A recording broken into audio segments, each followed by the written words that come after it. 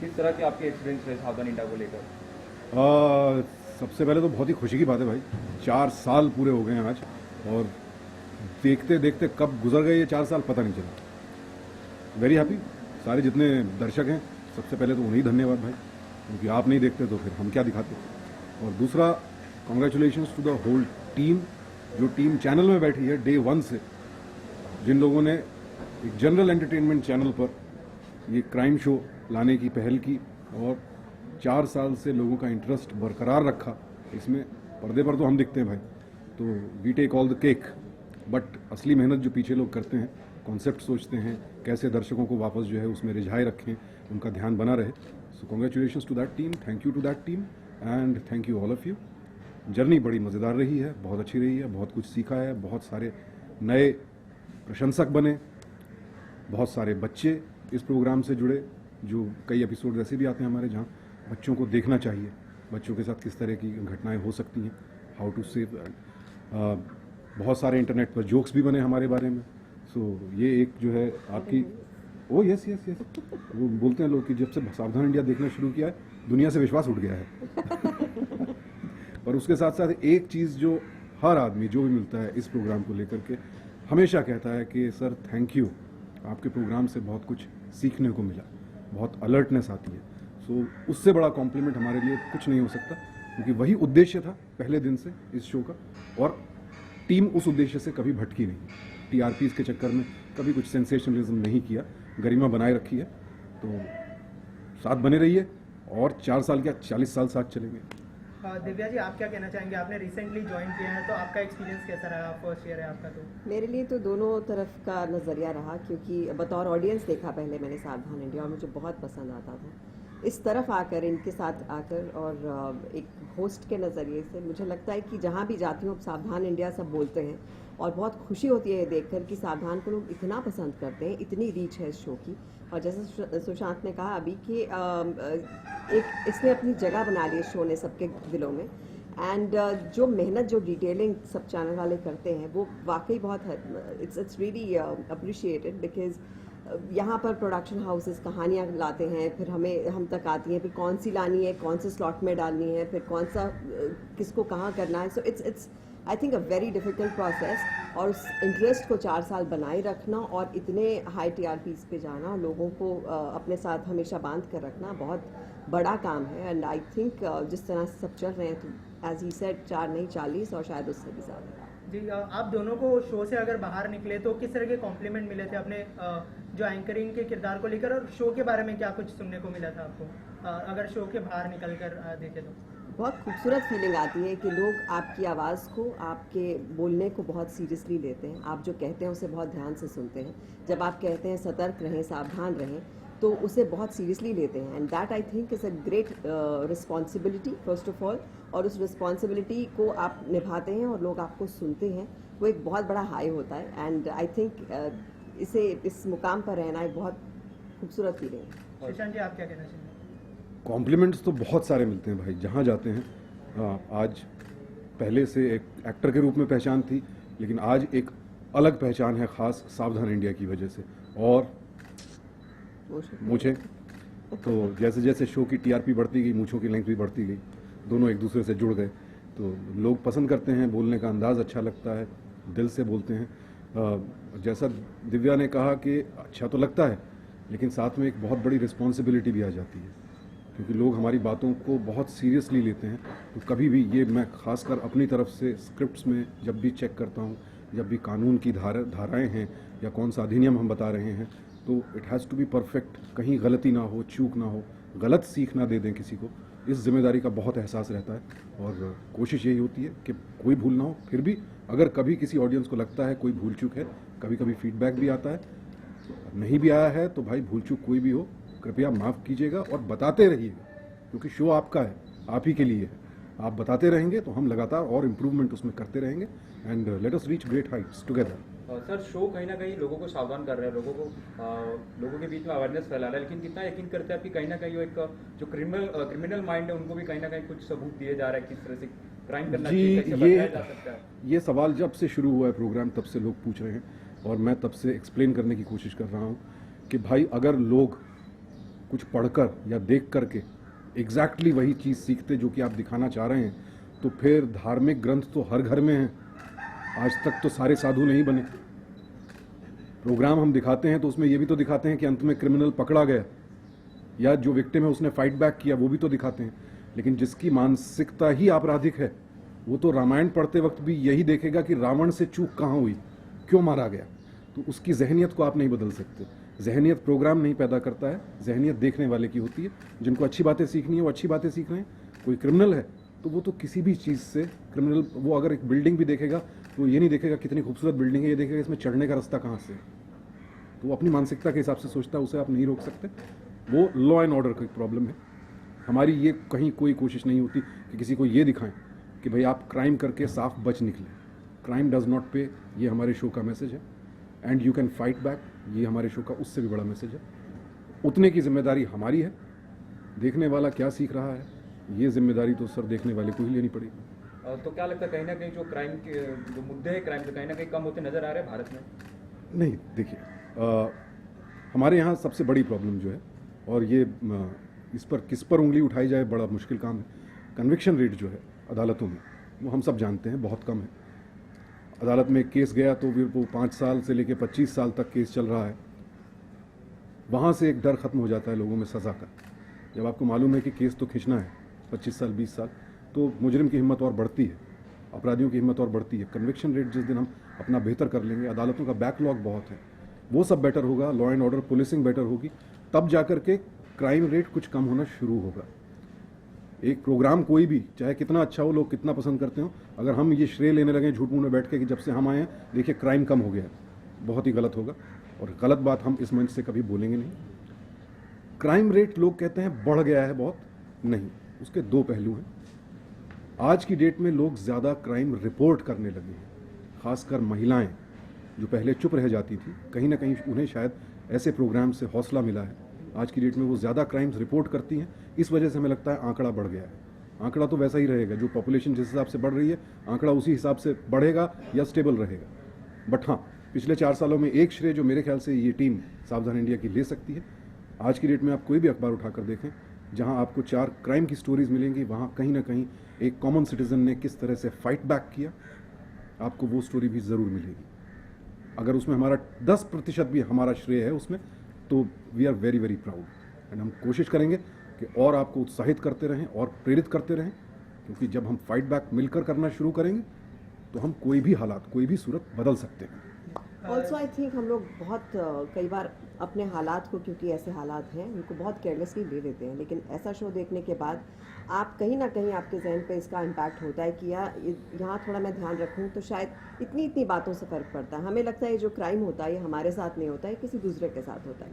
So I think we have to be very careful, चाहे छोटी सी चीज़ हो, चाहे घर की बात हो, चाहे आपके आसपास के। आजकल ये प्रमोट कर रहे हैं हम लोग, सावधानी आपकी सुरक्षा अपनों की। तो अगर आप सावधान रहेंगे, भले ही आपके लिए हो, भले अपने अपनों के लिए हो, लेकिन उससे क्या होगा, क्राइम अगर बढ़ नहीं रहा है, मतलब घट नहीं रहा है, तो बढ़ेगा भी नहीं। And you will just be careful about your self. तो अपनी सेल्फ सिक्योरिटी रखना, अपने आसपास को अवेयर करना, आई थिंक ये शो बहुत हेल्प करता है उस मामले में। सुशांत जी, 4 साल हो गए शो को, तो आपने शो शुरू होने से लेकर अब तक खुद में क्या डिफरेंस महसूस किया? हाँ, बहुत डिफरेंस है भाई। इनको कुछ नहीं हुआ। जब शुरू किया था तब एक्चुअली ये सच बात है कि जो मैं अवेयरनेस की सीख, चैनल से स्क्रिप्ट आती है उसमें कुछ अपने शब्द भी ऐड करते हैं, लेकिन उसमें जो अवेयरनेस की सीख लिखी होती थी वो मैं बोलते वक्त मुझे रियलाइज़ होता था कि अरे यार, ये गलतियाँ तो मैं भी करता हूँ। बिना कंफर्म किए दरवाज़ा खोल देता हूँ, क्योंकि मालूम है आपको कि 9 बजे हैं तो अच्छा इस समय तो जो है मेड आई होगी, उसके ही आने का टाइम है, तो आपने खोल दिया दरवाज़ा। लेकिन वो ज़िंदगी में एक ही बार होगा कि उस दिन मेड नहीं होगी, कोई अपराधी वहाँ खड़ा होगा। लेकिन उसके लिए सतर्क तो ज़िंदगी भर रहने की ज़रूरत है। हादसा रोज़ रोज़ नहीं होता और पूछ कर नहीं होता, और पड़ोसी के साथ नहीं होता है, क्योंकि मैं भी किसी का पड़ोसी हूँ। पड़ोसी को लगता है पड़ोसी के साथ होता है, मैं भी किसी का पड़ोसी हूँ। ये सीखना होगा। तो ये सब चीज़ें सीखी, और अलर्टनेस का लेवल काफ़ी बड़ा है। ऐसा नहीं कि ज़िंदगी फूल प्रूफ है भाई, धोखा देने वाले भी कमाल के हैं। तो बट हाँ, अब जल्दी से भरोसा नहीं करता हूँ किसी पर। जैसा लोगों ने कहा कि किसी पर यकीन नहीं होता, तो अच्छी बात है भाई। आंख बंद करके धोखा खाने से तो बेहतर है कि यकीन ना करो, फूंक फूंक के कदम रखो, लोगों को विश्वास जीतने दो। विश्वास कोई ऐसे मिठाई की प्लेट थोड़ी है भाई कि किसी को भी थमा दिया। सो हाँ, बहुत फ़र्क पड़ा है। मैम आपसे जानना चाहेंगे, आप एक वुमेन है तो आप कितना कुछ प्रोटेक्टनेस महसूस करती है आसपास अपने एनवायरनमेंट में, अपने सराउंडिंग में, शो को लेकर या फिर आसपास जो ये वुमेन्स हैं उनको लेकर? रुको इसके लिए चलने दो। आई फील पर्सनली अगर मेरी बात करें तो मैं बहुत मामलों में कई बार कई चीज़ें फॉर ग्रांटेड ले लेते हैं। जैसे जैसे कहानियाँ मेरे सामने आती गई और उनको मैं देखती गई, उनके बारे में सुनती गई, कहीं ना कहीं सबकॉन्शियस लेवल पे आप बहुत अवेयर हो जाते हैं और वो चीज़ें आप अपने आसपास भी फैलाना शुरू करते हैं। Now I make it a point कि मैं कहीं कुछ देखूँ, और मुझे लगता है क्राइम ज़रूरी नहीं कि आप सिर्फ मार कुटाई, रेप या इन सब की बात करें। क्राइम एक छोटे इमोशनल लेवल पे भी हो सकता है। Like there was a story that I was watching जिसका बहुत बड़ा इम्पैक्ट रहा मेरे पे, जहाँ पर एक माँ जो थी वो अपने बच्चे को बहुत स्ट्रिक्ट थी उसके प्रति, और वो बच्चा खुल के बात भी नहीं कर पाता था। So it was a very disturbing story for me and I could not get it out of my mind. लेकिन एक चीज़ मेरे जहन में आ गई कि मैं कहीं भी ऐसा कुछ बच्चा देखती हूँ या कुछ देखती हूँ या किसी पेरेंट को ऐसे देखती हूँ, फटाफट से मेरे दिमाग में आता है कि इनको बोल दो। सो वो अलर्टनेस क्या है, आप कई बार रियलाइज़ नहीं करते आप क्या एब्जॉर्ब कर रहे हैं एक अच्छी कहानी से, एक अच्छे मैसेज से, लेकिन it definitely reflects on you and the people who are watching it. So that has really helped. दूसरा मुझे एक चीज़ बहुत स्ट्रॉन्ग ये लगती है कि हम अपने लिए सतर्कता, हम अपने अपनों के लिए सतर्कता या सावधानी की बात ज़रूर करते हैं, लेकिन सोसाइटी में जो है हम लोग जो है मुंह जो है उस तरफ मोड़ लेते हैं कि कौन इसमें फंसे। और आई थिंक क्राइम बहुत कम हो सकता है अगर आप एक दूसरे के साथ हो। कुछ आपके साथ गलत हो रहा है तो बाकी लोग, क्योंकि उनके साथ गलत नहीं हो रहा है, मुंह मोड़कर चले जाते हैं कि कौन फंसे। सो आई वुड से कि थोड़ा सा अगर फंसना पड़े तो किसी की मदद कर सकते हैं तो करिए, उससे बहुत फ़र्क पड़ेगा।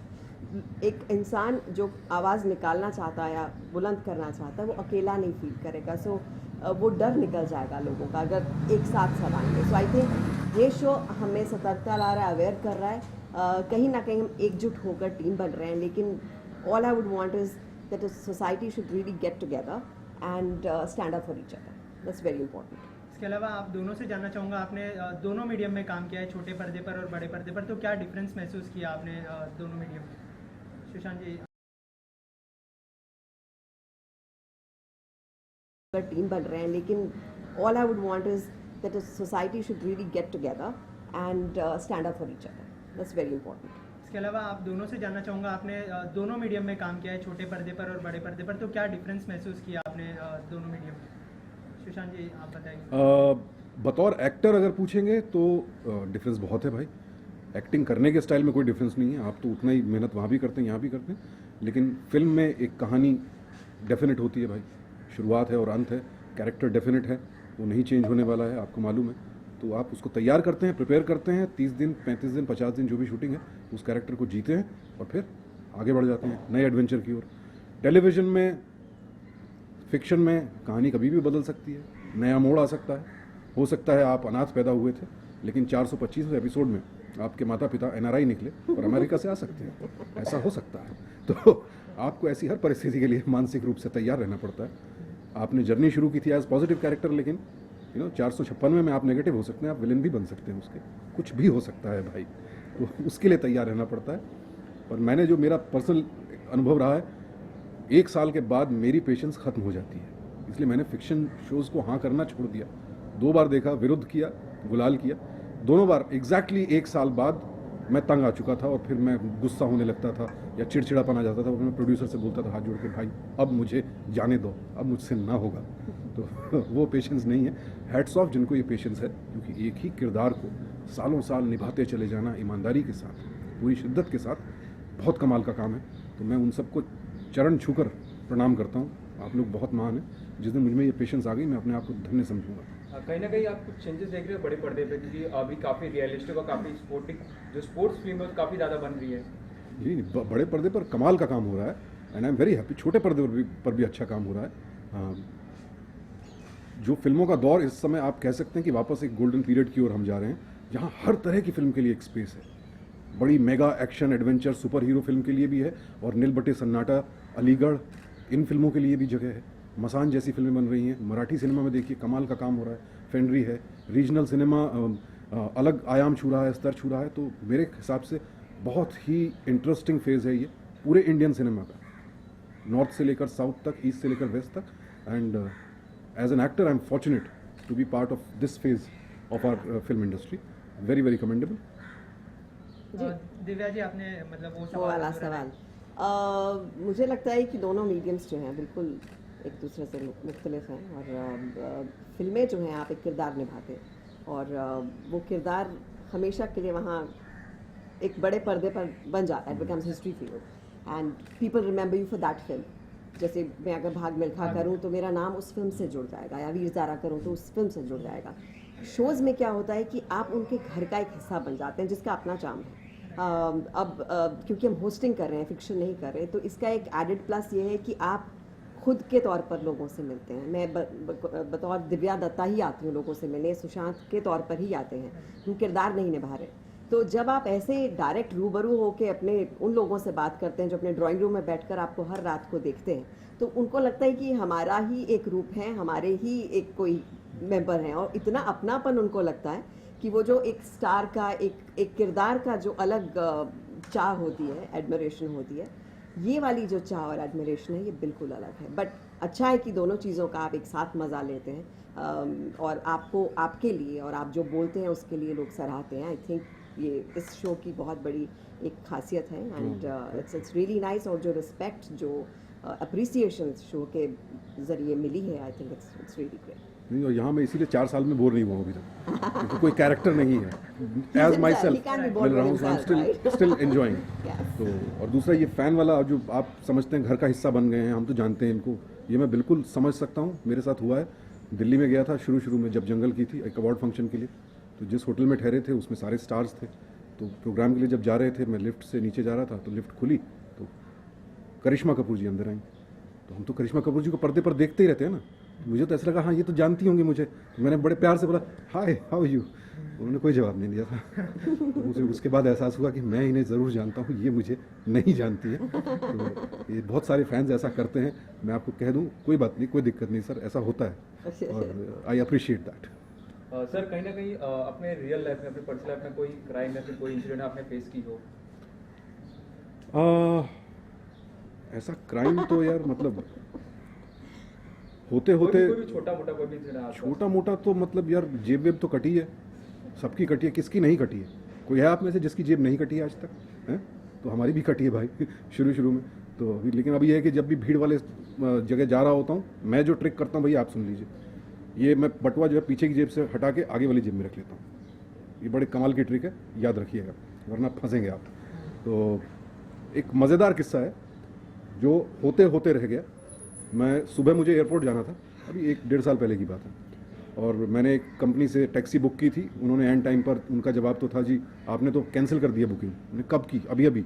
अच्छा मुझे पता नहीं है, कोई बात नहीं. अब मुझे टैक्सी ढूंढनी थी, घर के आसपास कहीं टैक्सी नहीं मिल रही है, फ्लाइट के लिए लेट हो रहा था, ड्राइवर साहब भी नहीं थे. मैं गाड़ी लेकर के सिग्नल तक गया, अपनी गाड़ी लेकर के टैक्सी ढूंढने के लिए. एक आदमी ने देखा मुझे परेशान सा, तो आया, सर क्या हुआ, क्या प्रॉब्लम है? मैं कहा यार टैक्सी ढूंढ रहा हूँ, एयरपोर्ट जाना है. तो सर टैक्सी तो यहाँ कोई नहीं है, मैं छोड़ दूँ आपको? मैंने कहा आप कैसे छोड़ोगे, आपकी गाड़ी में? मैंने कहा मेरी गाड़ी में आप छोड़ दोगे और फिर गाड़ी वापस कैसे आएगी? नहीं मैं वापस आपके घर पे लगा के जाऊँगा गाड़ी. तो मैं लिटरली, मेरा एक्सप्रेशन ये था, उनको मैं एक क्षण के लिए देखता रहा कि मेरी शक्ल पे ऐसा लिखा है या तो ऐसे हैं सर, बड़े बड़े चतुर लोग मिल जाते हैं, नुक्कड़ पर मिल जाते हैं घर से निकलते. सावधान रहिए, सतर्क रहिए, सुरक्षित रहिए. मैम आप? मैंने ईव टीजिंग बहुत फेस की है अपने कॉलेज के दिनों में और उसके बाद. लेकिन क्योंकि पंजाबन हूँ तो एक हाथ देना सिखाया भी गया था और आता भी है और शौक भी है. तो ये तीनों चीज़ें मिल जाती थी साथ में. तो बहुत लड़कों को मैंने थप्पड़ वप्पड़ मारे हुए सड़क पे. मैं दूर हो गया. लेकिन एक बात है, मेरा सबने साथ बहुत दिया था. मतलब अगर किसी को पकड़ लिया और वो भागने की कोशिश करते थे, सब लोग लेकर आते थे और अच्छे से धुलाई करते थे. विच आई रियली फील कि क्यों किसी को आप मतलब लड़कियां छेड़ के क्या किसी को मिलता है? You become more of a boy. ये मुझे कभी भी नहीं समझ आया. लेकिन ये है एक कॉन्सेप्ट जो चलता है और किसी के ग्रोइंग अप डेज का एक बहुत अहम हिस्सा होता है. लेकिन शायद लड़कियों के लिए भी अपनी सेफ्टी देखना और अपने आप को बचाना ये बहुत ज़रूरी है. इसे हम कई बार ऐसे हंसी मजाक में ले लेते हैं, लेकिन बहुत सीरियस इशू है. तो कभी भी अकेले ऐसा ना जाए, जाएं भी तो अपने साथ कुछ ऐसी चीज़ें रखें जिससे आप अपना सेल्फ डिफेंस कर सकें। Thank you so much. Thank you, thank you, thank you.